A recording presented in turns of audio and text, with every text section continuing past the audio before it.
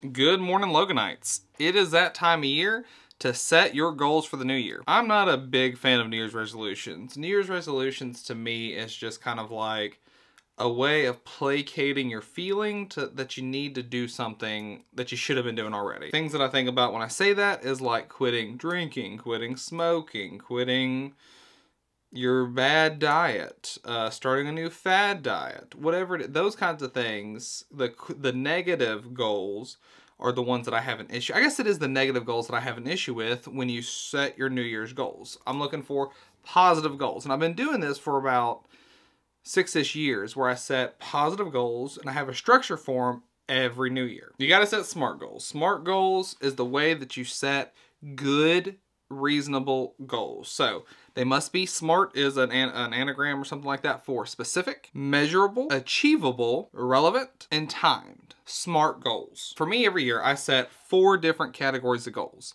I set a personal, a professional, a health, and a financial goal. These are the 4 goals that I set every year using that SMART, guideline. So I've got these 4 different categories that I like to use to kind of guide my decision making and where I want to focus on. So professional. Currently I'm working at dialysis. It's not exactly my favorite position, but it works good for like what I'm doing now. Am I going to change that up this year? Maybe. I might actually be leaving there and going somewhere else. I don't know. That's the short fact of the matter. Is there a positive goal to work toward for that? I don't think so. What am I doing this year to help out myself professionally? I'm going to nurse practitioner school. So this year, my professional goal is going to be to finish 2 more semesters of nurse practitioner school. I'm already enrolled, already finished 1. 2 more will get me into 2024. But that's one of my that is my professional goal for 2023, to continue working on that license. For you, that might be something a little different. Let's say, like when I was working at Chick-fil-A, I might have been, in Chick-fil-A, I was working on my EMT license. So also was going to school. But there's a few years that I wasn't going into school as a nurse. So like it was to get a certification, get more experience in the trauma rooms as the nurse, to just develop myself professionally in sometimes hard to quantify ways, but it still has to be measurable.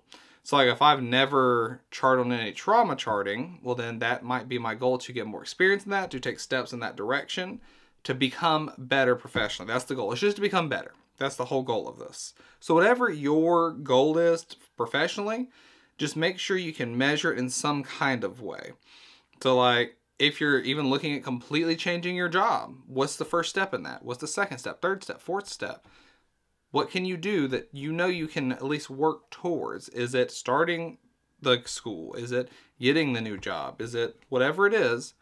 Make that your professional goal for that year, even if it's not in your current profession. Your health goal for the year. What can you do to be healthier? Do you want to walk a certain miles a month? I guess it really starts on where you are to know where you need to go. Same thing as like finding your direction. You have to know where you are or where you've been to know where to go. For me, I've tried all kinds of different things in the past. I've tried fad diets. I've tried like fasting, vegan. I do like trying new things just to see how that kind of nutrition really affects my body. I do like trying different things and new things to see what happens. Now, there is one thing that I've done in the past that has really made me just feel good. And that's the whole thing, is to feel good, to be better, to have more ability to enjoy your life. Because if you're overweight, and I am, a little hefty right now. I'm pretty hefty. It does impede on your ability to enjoy life.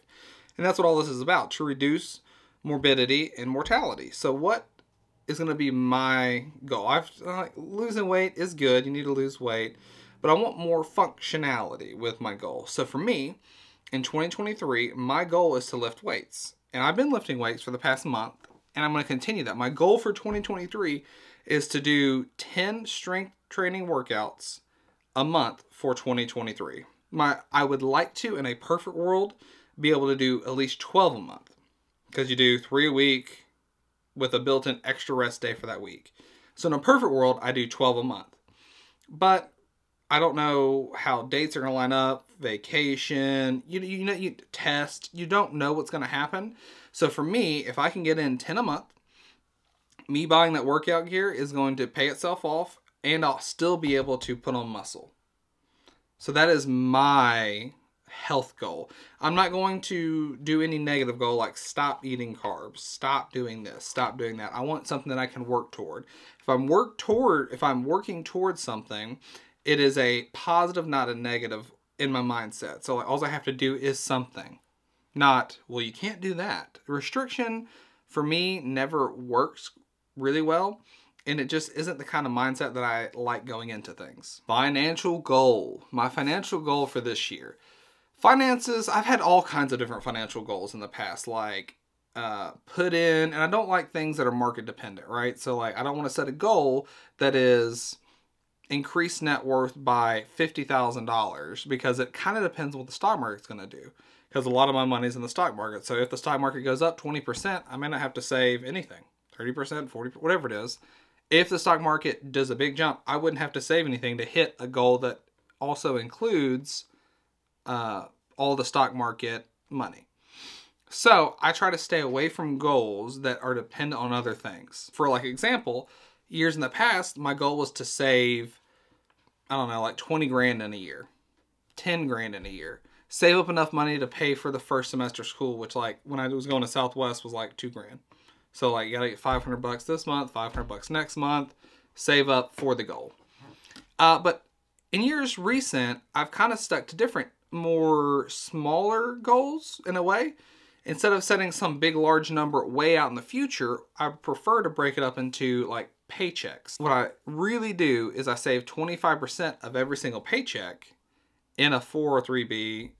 I'm gonna have to start changing it up into like a Roth account as well, but that doesn't matter. I set the savings rate when it comes out of my check at 25%. That way I know every single quarter or out of every single dollar I make, a quarter of it goes to me. And I've been doing that for years now. That to me is like always my financial like baseline. So if that's my baseline, it was a goal in the past, you start at 6%, 12%, you get raises, whatever. You got to work your way to that 25%. If that's my baseline, then what's the goal? Because if you're already doing it, it's not really a goal. If you don't have to work toward it, it's not really a goal. So what I've decided to do this year is what I'm going to do is only move money out of my investment accounts to pay for school and travel. I decided to do both those things, pay for school and travel. There will be no like cost of living or I guess I could pay for books out of it, but I don't want to move money around unless it's for school or for our family to make memories. That is the only two things that I want to move money for. I want to continue saving the money I'm saving and not think about, I don't want to sit here and dwell on how much money I'm losing by paying for school because it is an investment into my future, my family's future. If I really sat there and thought about it and dwelled on it, I would be working a lot more than I should and not really be spending any time with my family. I know myself. That's what I would do. I did it in the past when I was single. Worked 2 jobs through the first semester of nursing school. Worked full-time throughout the entirety of nursing school. I didn't have any time for my family, and sometimes I do look back on that and I'm like, man, I should have spent some time with my family because little did I know my dad was going to pass.